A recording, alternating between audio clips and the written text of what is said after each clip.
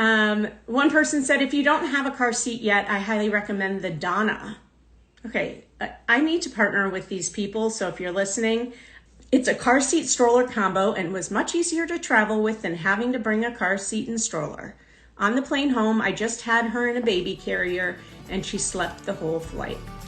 Welcome to the Adoption Roadmap Podcast, your go-to guide through the beautiful, complex, and transformative journey of adoption. I'm Rebecca Gruenspan, a single mom through adoption consultant for over a decade, author of the Adoption Roadmap book, and your trusted guide. In each episode, we dive into real experiences, expert insights, and the raw, honest truths that you will need to navigate your journey. Whether you're just beginning, in the thick of it, or well past placement, you'll find support and community here to help you navigate this unique path with confidence and love. Adoption isn't all rainbows and butterflies. It is life-changing and worth every bit of effort. Let's learn, grow, and journey together on the Adoption Roadmap Podcast. Hi, welcome to This Week in Adoption on the Adoption Roadmap Podcast, on just my regular weekly lives. Welcome to listening to this. And what I haven't done for a while, I don't like this one. There's a card, is pull an affirmation card, but there's one that says my own affirmation. I don't want my own affirmation this morning, which is why I want to pull a card. So I'm going to pull a card. I need one. Okay. How is it that square cards don't all feel the same? Okay, well, this morning I'm going to pick an affirmation card. And here it goes.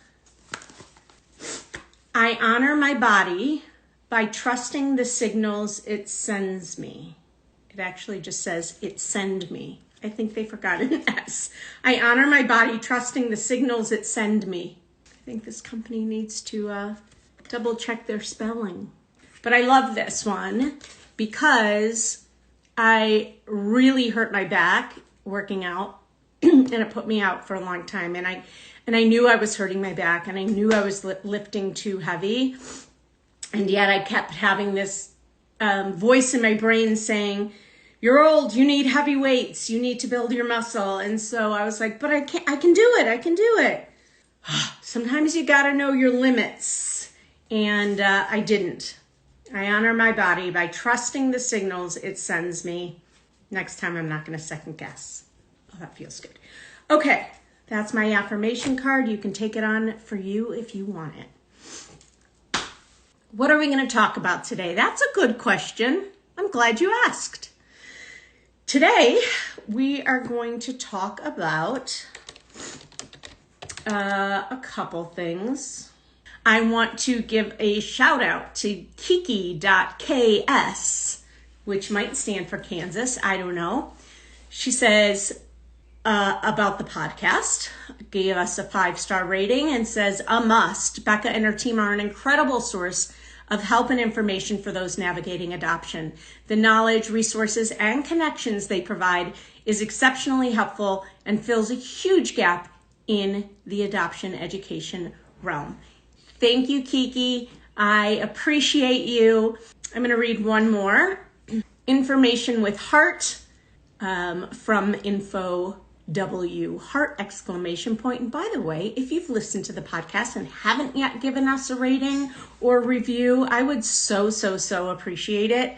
Just pause this right now and go take like 30 seconds. It means a lot.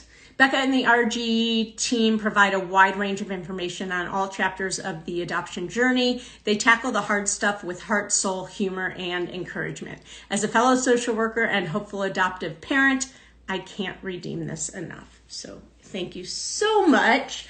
We appreciate all the nice, kind words And we've had some amazing podcast episodes lately. Okay, in our community, there has been some rumblings, so let me share with you one of them.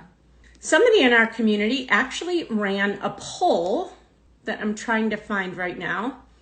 It is a poll about whether or not you used a car seat on the plane home from adopting. Here's what I will tell you. 32% said one thing, 68% said another. What do you think was the majority answer? Yes, they used a car seat on the plane home from adopting, or no? What do you think was the answer?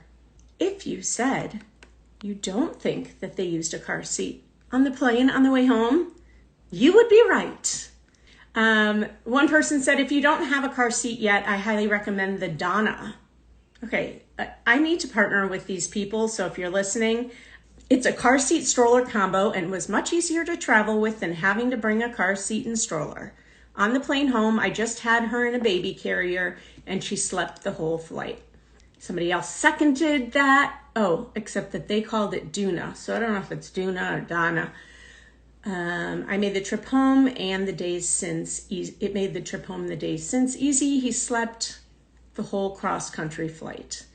Okay, and then one thing that you need to know, because the person asking the question said, oh, we just got one for free, deciding if we bring it or not.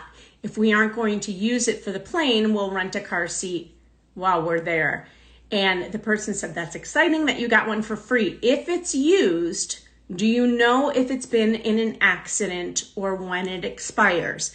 This is an important thing that you need to know about car seats. If you didn't know that this is a thing, if you're using a used one, you got to trust where you're getting it from, because if it's been in an accident or if it's expired, you're not technically supposed to use it. Know if it's been an accident or when it expires. I don't suggest renting a car seat. Oftentimes they are old and the employees throw the car seats around. It's better to bring your own. Also, the hospital will want to do a car seat check with your car seat. Okay, and she confirmed it's in good condition. Definitely agree with wearing the baby in a wrap. He slept so great, and I think it's important for bonding to be close as much as possible. And then a lot of other people said they wore their baby too. Both my partner and I had these Lalaboo shirts, and it was so easy. That's cool. I don't know if that's made specifically for men or not, because oh no, this person is not a man. in the picture, it shows a guy. But Lalaboo, I wore them home in a ring sling. I so recommend. I've never heard these things. This stuff was not around when I adopted. I wore him on the flight home, 8 days old, and he barely opened his eyes from the moment we stepped into the airport until the moment we walked into our front door. Good luck. I wore my baby in a wrap. Now, one person said, I used a car seat, and the airline required him to be in the window seat. I had a muslin car seat cover over him the entire flight, and in the airport, he slept the whole time, and I stuck a bottle in for takeoff and landing. That is another tip for new parents. Bottle at takeoff and landing helps them with their ears. Otherwise, if their ears get, all screwy from the takeoff and landing from the pressure, it can really be painful for the babies, and they scream and cry, and you don't want that. And then you're really stressed because of other people looking at you. But who cares? I was too scared of germs. I got her the window seat so no one would sneeze on her, LOL. So there's some stuff about car seat. Somebody else, I think, asked about what to pack. And what I'll say about that, and if I find one, if I find it, I'll read it to you. What I'll say about that is that you don't need much. Babies don't need much, especially if you're adopting in warm weather. Then you really don't need much. A couple onesies. You might want to bring some soft, gentle detergent, like baby detergent, to wash clothes in the sink while you're waiting to go home. So a couple onesies, a couple pajamas. You'll get a pacifier and bottles from the hospital, although you'll probably want an extra bottle. Diapers, you can't have enough diapers. That's the thing you need the most. A hat, you'll get one from the hospital. Little baby gloves, you'll get one from the hospital. And that's because their nails are super soft and they get rigid a lot or break a lot, and they scratch themselves because they have no control over their arms. So you'll need that. Let's see here. All right, so that's a little bit about packing. Somebody was asking about, hi there. I'm trying to find these things. Sorry. Bear with me for a second. Okay, somebody asked about passports. I have a question that I want to run by this community. I'm applying for my kiddo's passport. We adopted him at birth, but technically his first birth certificate had his birth mom's last name. At finalization, the name was changed to ours, and we received the updated birth certificate. On the passport application, where it asks if any other names have been used, should I list his name from the first birth certificate? My partner's take is that we should not list the first name because he's only ever been in a quote-unquote system with his current name, Social Security. I'm a nervous Nellie who doesn't want to do anything that might delay this process. What have others done? Okay, this is a great question for new parents also, especially if you're traveling. Hold on, please. I'll keep you in suspense while I drink my mushroom coffee. We listed previous name because he did have a Social Security number under his old name. So if you're adopting an older child who did have, you'll want to list that. But if it's a newborn, let's see. This is what we did too. SSA kept the copy of the final adoption decree though, which was weird to us, but everything came through okay on the passport itself. We only used post-adoption names. He's 5 now, and we've renewed his passport, no issue, as well as global entry and his Mexican passport.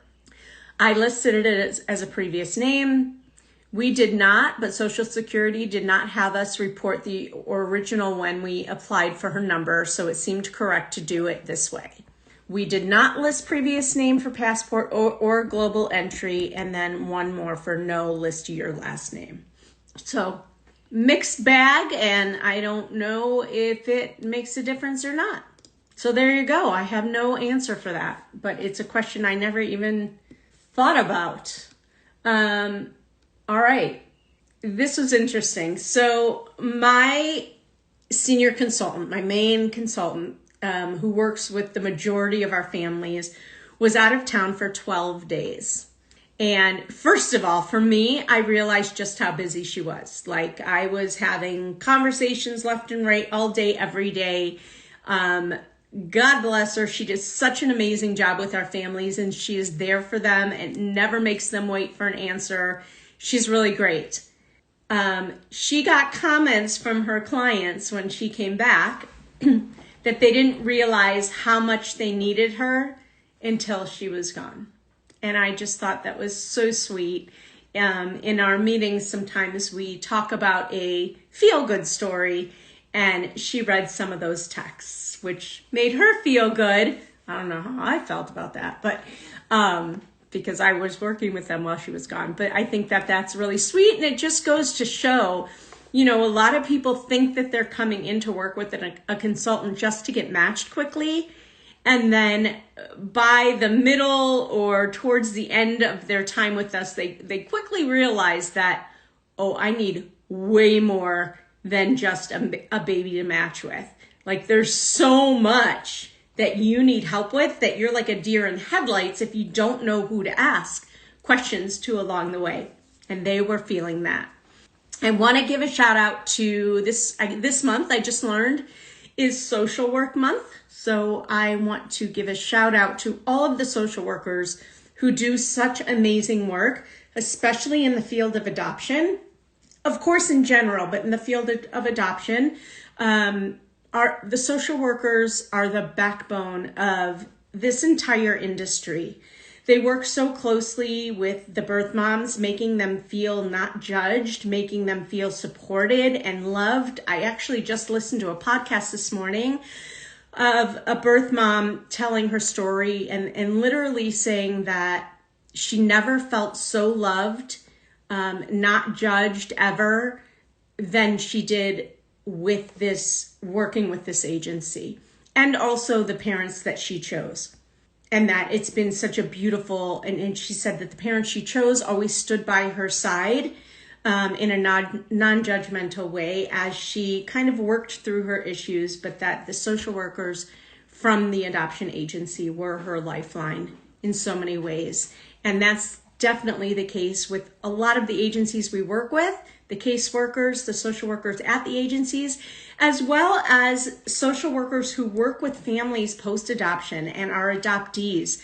I have heard from so many adoptees throughout the years that the one person that has been kind of the most important person in their life to work through a lot of the issues that they experience from adoption is their social worker. So I just want to give kudos and a shout out to all the amazing adoption therapists.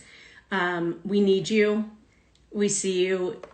There's a reason why you are so busy and so hard to get into. In fact, I just had a client ask about a social worker that we recommend, and I gave her some suggestions, and she's like, they are all so busy, it's so hard to get into, because when you find a good social worker in the industry of adoption, you want to hang on tight. Don't let them go, because it is rare to find a good adoption competent therapist.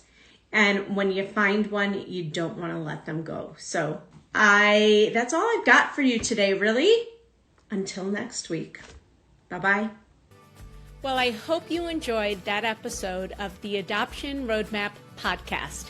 If you did, I have a few favors to ask of you. First, please hit subscribe so you never miss an episode. And while you're at it, I'd love to hear your takeaways. Please write a review and let me know what you liked. And if you have a question or a suggestion on what you'd like to hear, I'd love to hear that too. Please shoot me an email at support@rgadoptionconsulting.com and let me know what you'd like to hear about. And if you have a question, I may just answer it online. Thanks again for listening. Tune in every Wednesday and Friday morning for a brand new episode of the Adoption Roadmap podcast. Until next time, bye-bye.